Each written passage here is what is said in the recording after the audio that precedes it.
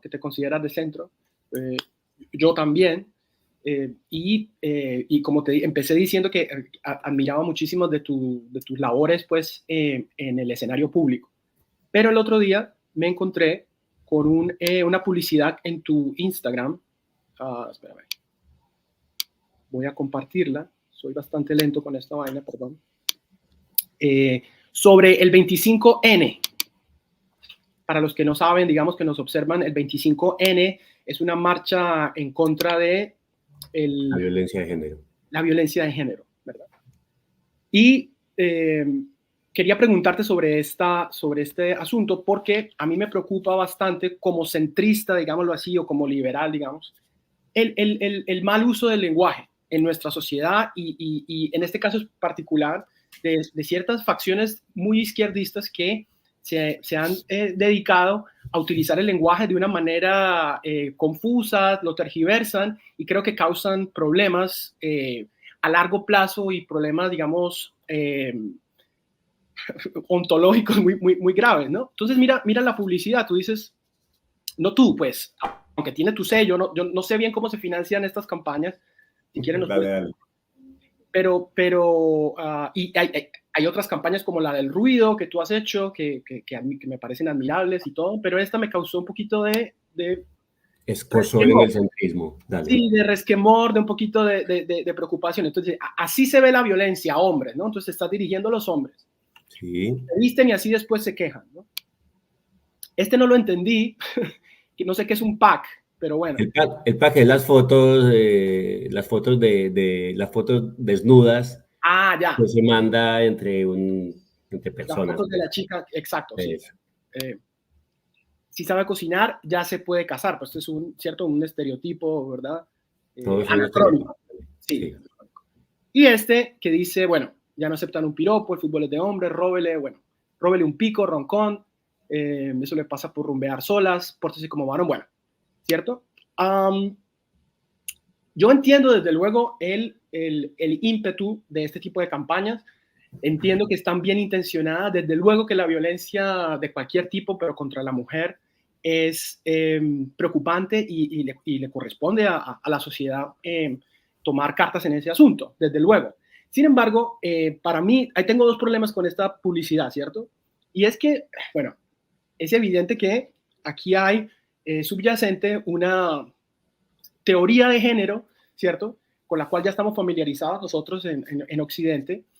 Bueno, podemos hablar de los orígenes de esa teoría de género, pero a mí me preocupa, filosóficamente hablando de nuevo, que se trata de una filosofía constructivista, es decir, que la idea de que todos los comportamientos de los humanos están mediados por la cultura, ¿sí? Que el ser humano es una tabula rasa a la cual la sociedad viene y lo educa y lo forma totalmente, como si no hubiera una inclinación genética, como si no existiera un software previo, ¿me entendés?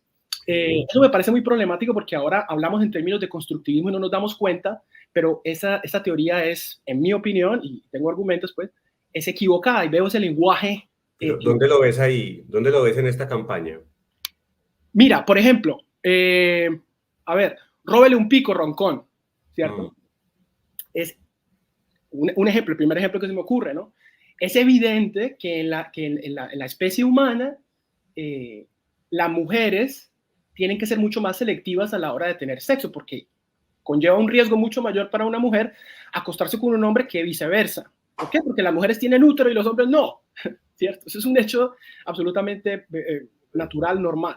Por eso tiende a ser el hombre el que debe hacer el cortejo, ¿verdad? Eso no tiene nada que ver, o muy poco que ver, con los comportamientos culturales o el papel de la cultura. Si un hombre ronca, como dice acá, ese es el lenguaje coloquial, pues si roncas, pues no se aparea. No se aparea. No se aparea, estamos de acuerdo. Yo no estoy en contra de la seducción, ¿cierto? Me gusta bastante, pero creo que robarle un pico es, en este caso, lo que quiere decir es darle un pico a alguien, digamos, o a la fuerza o de manera sorpresiva. Échele los perros, seduzca, la coma, se la trae las veces que quiera, pero se refería como a eso. Pero entiendo el punto en ese comentario. ¿En cuál otro que te dejó tan preocupado? Bueno, no, y quiero pasar entonces a lo que de verdad me preocupa de la publicidad. Dale. y es el uso de la palabra violencia acá en esta publicidad, ¿me entiendes? Sí. Porque, digamos, esto lo hemos discutido aquí en este podcast con Silvio y estamos en desacuerdo en eso, pero yo creo que llamarle a un comentario, digamos, desagradable, o un comentario que me ofende, llamarle a eso violencia no es una exageración, o sea, no es un problema de grado en el lenguaje, sino que es un problema de categoría completamente distinto, ¿verdad? La violencia real la conocemos, basta ver las imágenes que nos vienen de Gaza, ¿cierto? ¿Pero vos no crees que hay una violencia verbal o psicológica? Sí, pero no es la misma cosa, que no, es una categoría distinta.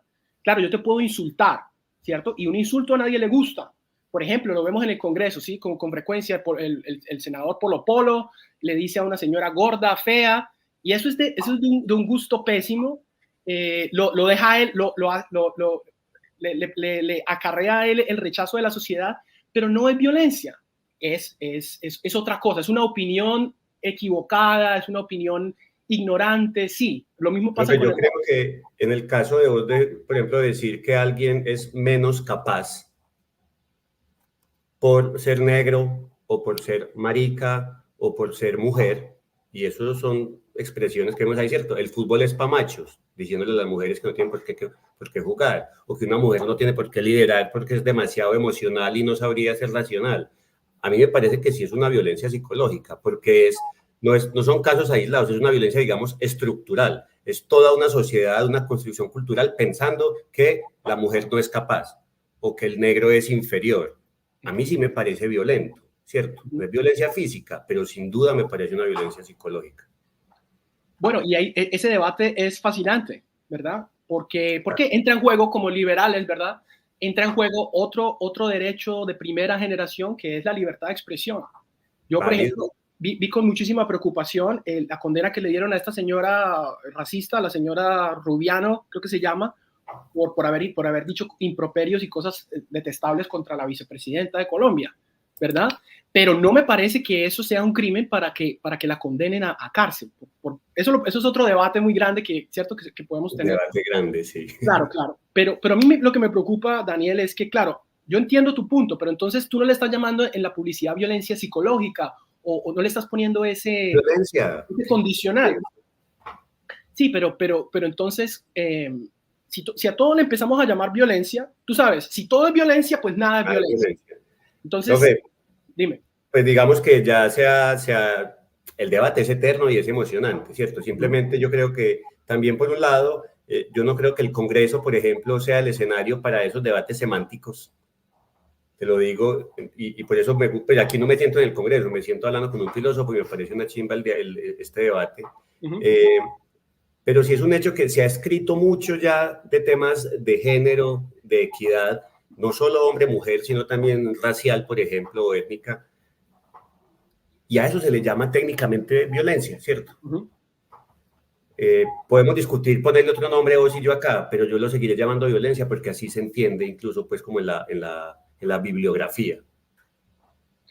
Vale, no, totalmente. Violencias basadas en género y van desde el insulto, el maltrato psicológico, hasta el abuso sexual. Son violencias. Vale, pero a mí me preocupa como ciudadano del mundo, ¿cierto? Porque yo tengo que vivir también en el mundo con otras personas, que la tergiversación del lenguaje, que parece que no fuera tan importante, al final va teniendo consecuencias, sobre todo cuando se aplica a la política. Este giro aplicado del posmodernismo a la política crea muchos problemas. Puedes ver lo que pasa en España con la ley de solo sí es sí, y con quién sabe qué otras leyes vaya a implementar el Ministerio de la Igualdad, que van a afectar a las personas. Y bueno, podemos estar en desacuerdo, obviamente, y listo. Te agradezco mucho, Daniel, la respuesta. Gracias a vos, profe. Bueno, está muy bueno este debate. Invitamos a los oyentes a que nos escriban su opinión, activen la campanita, se suscriban al canal. Si no lo han hecho, tenemos 100 suscriptores nuevos a los que saludamos esta semana. Si quieren apoyarnos, ahí está nuestra cuenta para que contribuyan, compren nuestras camisetas literarias. Saludamos a Juan Camilo, que ha estado muy activo hoy desde el inicio. Soy el señor del bigote. Nos escribe Ángela unas preguntas sobre la reforma a la salud que ahora vamos a leer cuando hablemos de esto. Juan Camilo dice que la embarramos también de forma espectacular los paisas. Dice el presidente anda en un orgasmo pleno. Y bueno, para bien. Gustavo, es que entender una cosa no significa reivindicarla. Cuando Carvalho te hablaba, te explicaba algo. Dice, también tenemos comentarios sobre el remix del cannabis, que eso va a quedar buenísimo en el video corto. Gustavo dice que es una mezcla de Gustavo, cannabis.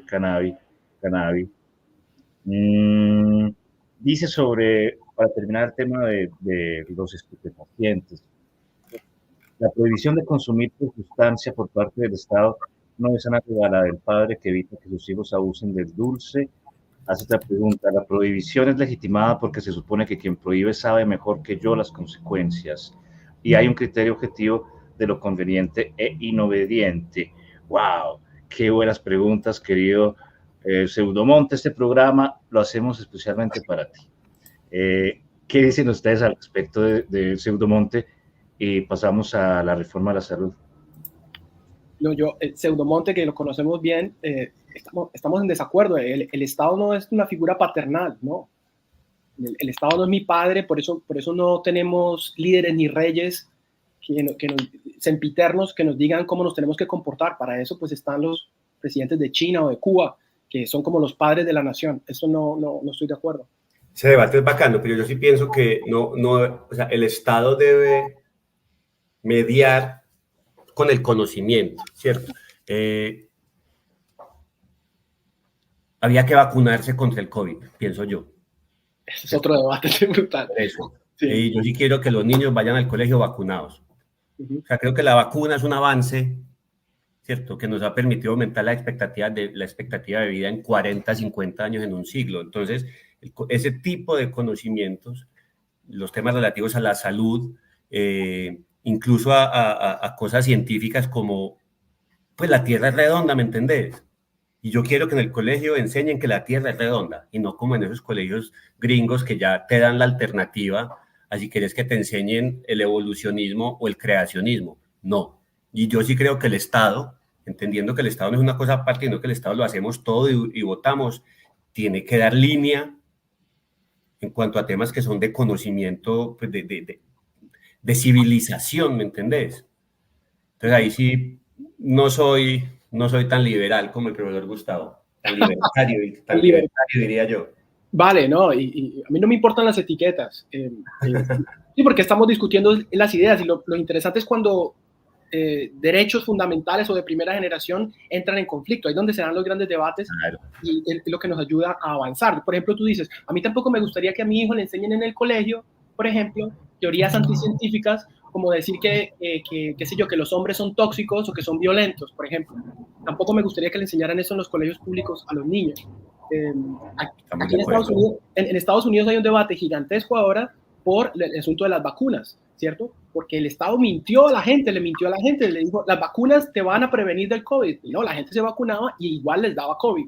Entonces mintieron en ese, con muy buenas intenciones, pero yo también obviamente entiendo que las vacunas son esenciales para el avance de la humanidad, pero también la libertad mía de decir, no, esa vacuna me produce sospechas, la medicina no es una ciencia exacta, y yo he hecho mi investigación, yo sé que eso da para muchas burlas, pero bueno, yo tengo derecho a una segunda opinión, porque es mi cuerpo, ¿me entendés?